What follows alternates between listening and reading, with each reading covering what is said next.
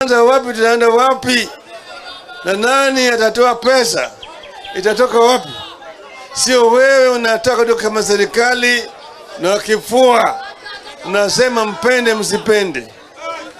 Ile wakati wa kumpende msipende ilikwenda. Hiyo tulitoa.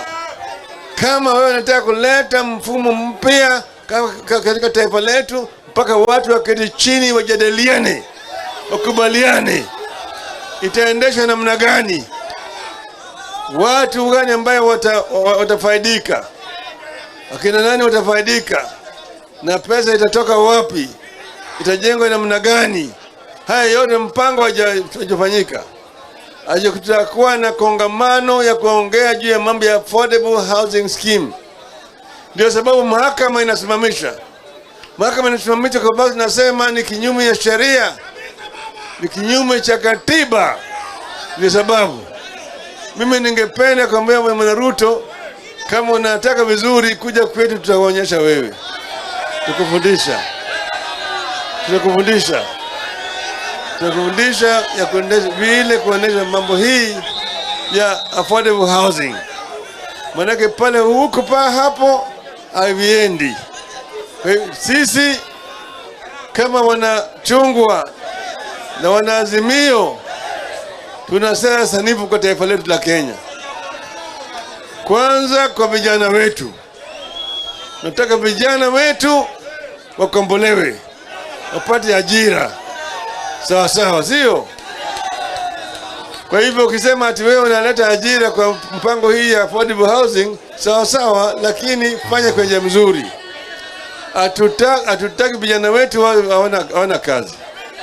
Sisi tulikuwa na mpango sanifu ya kuzalisha kazi hapa Kenya. Sio kusema kwamba wewe unakwenda kutafutia Wakenya kazi kule Arabuni, kule Ujerumani, kule Marekani. Hapana, hapa Kenya. Mombasa hii ni mlango ya Kenya.